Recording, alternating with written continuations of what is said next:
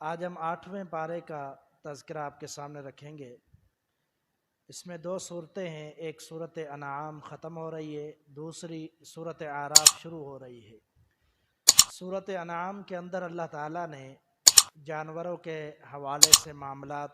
ذکر کیے ہیں۔ انعام کا معنی ہوتا ہے 4 پاؤں والا جانور، جس میں خاص طور پر حلال جانوروں کا تذکرہ ہوا ہے، جن کو اللہ کی راہ میں ذبح کیا جاتا ہے۔ ان کی حلت اور حرمت کے معاملات اور احکامات نازل ہوئے ہیں۔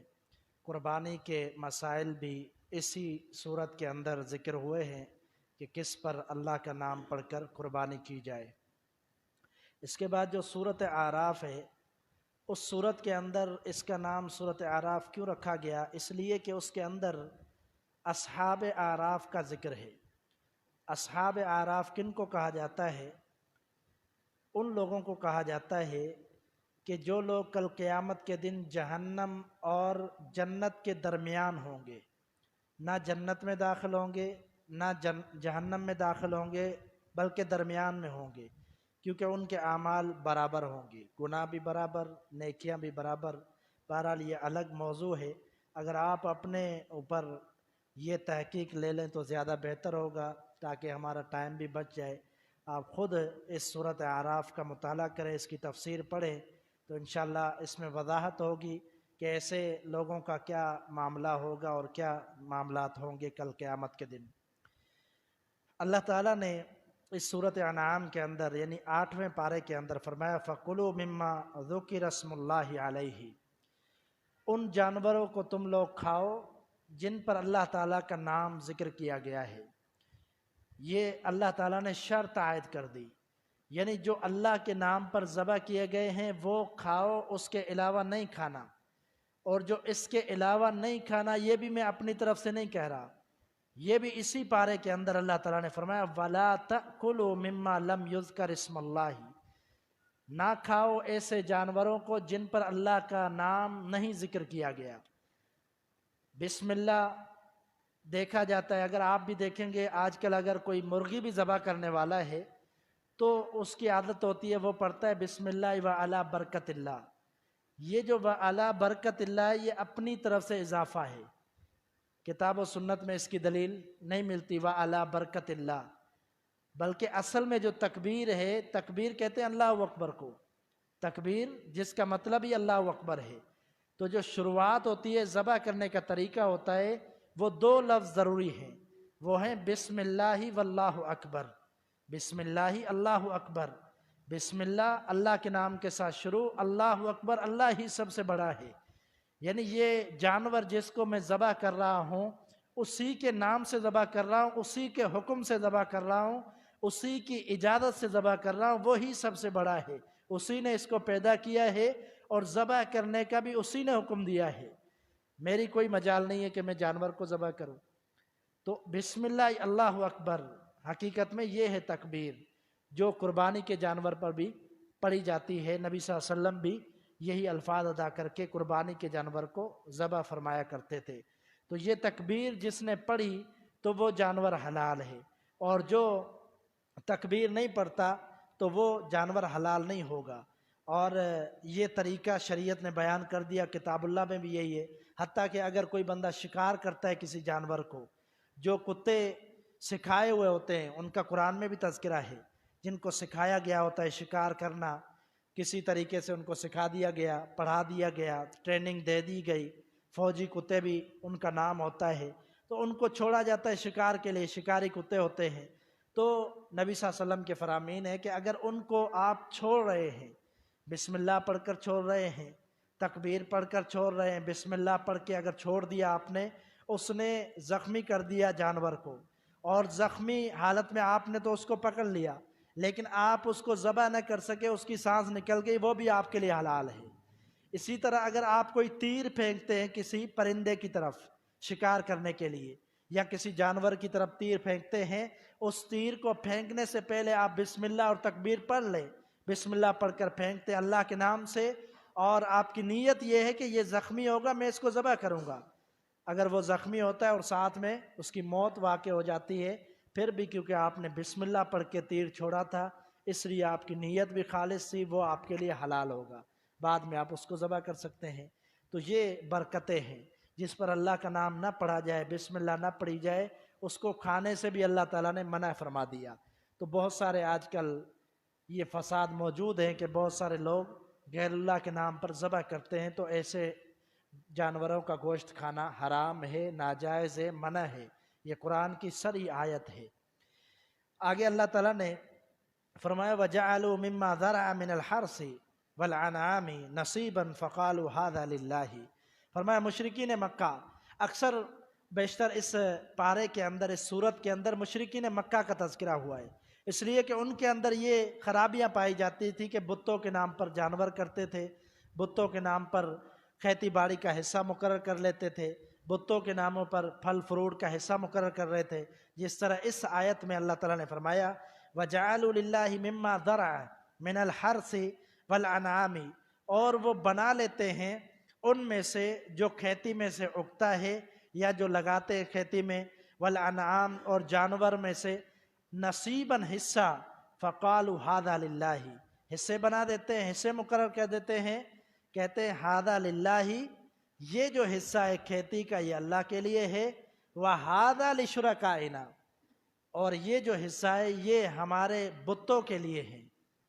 یہ ہمارے بتوں کے لیے ہے۔ یعنی کھیتی سے بھی حصہ بنا لیا، 1 ایکڑ 2 ایکڑ جتنا مرضی انہوں نے بنا لیا، اور ایک حصہ اللہ کے لیے، اور جانوروں میں سے بھی یہ اللہ کے نام کا ہے، یہ غیر اللہ کے نام کا، بتوں کے نام کا۔ تو اللہ تعالیٰ نے آگے کیا فرمایا؟ اللہ تعالیٰ نے فرمایا ان سے کہہ دیجئے جو اللہ کے نام پر تم لوگوں نے بنایا ہے، اللہ کو اس کی بھی ضرورت نہیں ہے، کیونکہ تم لوگوں نے اللہ کے ساتھ شریک بنا دیا، بتوں کا حصہ مقرر کر دیا، اور اللہ کو خوش کرنے کے لیے تھوڑا سا حصہ مقرر کر لیا۔ اللہ کو تو تمہارے اس چیز کی ضرورت ہی نہیں ہے، اللہ تو مالک ہے، اللہ کو کوئی ضرورت نہیں ہے، بلکہ اللہ کو اس بات پر غصہ ہے کہ تم لوگوں نے اللہ کے شریک بنائے اور پھر اللہ کی مخلوق میں بھی ان کا حصہ بنا دیا۔ یہ تو ساری چیزیں اللہ کی تھی، اس لیے یہ ساری چیزیں اللہ ہی کے نام پر ہونی چاہیے۔ جو اللہ کے نام کے علاوہ غیر اللہ کے نام کی بھی نیاز کرتا ہے تو پھر وہ جان لے کہ اللہ تعالیٰ اس کی قربانی بھی قبول نہیں کرتا، اللہ تعالیٰ اس کی نظر و نیاز اللہ کے نام پر بھی قبول نہیں کرتا، اللہ کے نام پر خیرات کرے وہ بھی قبول نہیں کرتا جب تک وہ ہر مال اللہ کے نام پر نہ کر دے۔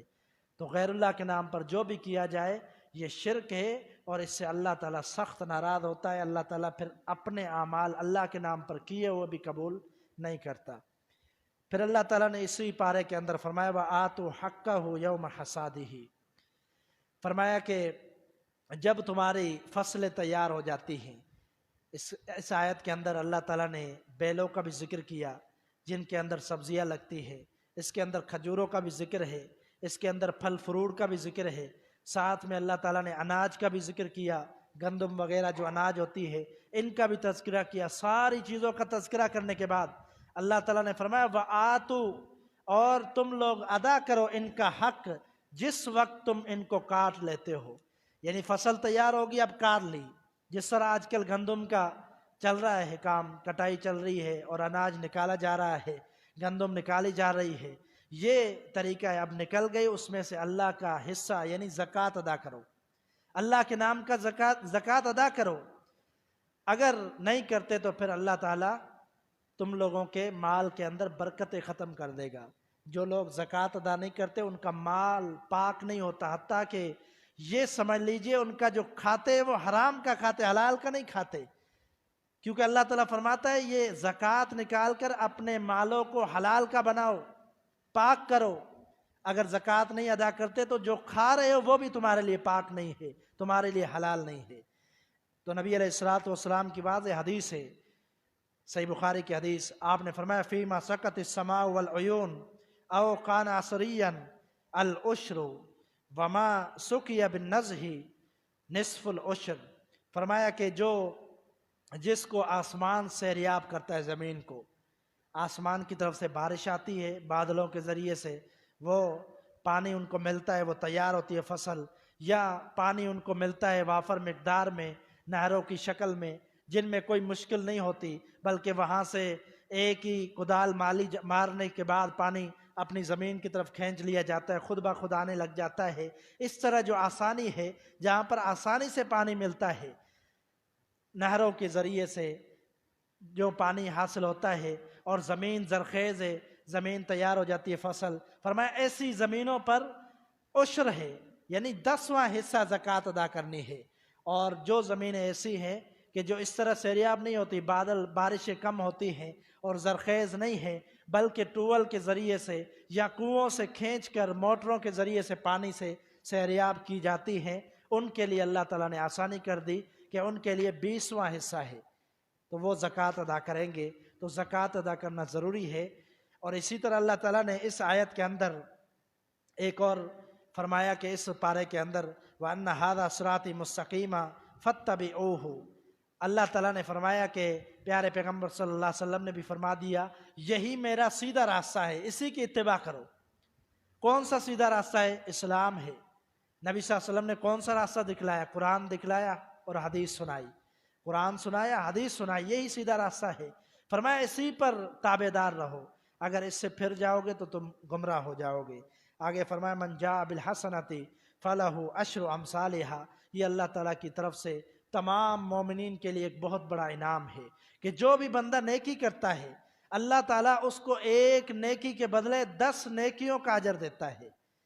فرمایا کہ جو بھی نیکی کرتا ہے اس کے لیے ایک کے بجائے 10 نیکیوں کا اجر دیا جاتا ہے، اور جو بندہ گناہ کرتا ہے اس کے لیے صرف ایک گناہ لکھا جاتا ہے۔ یہ بہت بڑا اللہ تعالیٰ کی طرف سے انعام ہے مومن بندوں کے لیے، مسلمانوں کے لیے۔ تو ہمیشہ نیکی کرنی چاہیے اور گناہوں سے بچنے کی کوشش کی جاتی ہے۔ اللہ تعالیٰ قرآن مجید میں محمد عربی علیہ السلام سے یہ فرما رہا ہے قُلْ إِنَّ صَلَاتِي وَنُسُكِي وَمَحْيَايَ وَمَمَاتِي لِلَّهِ رَبِّ الْعَالَمِينَ، اے پیارے پیغمبر آپ کہہ دیجئے ان صلاتی، بے شک میری نماز،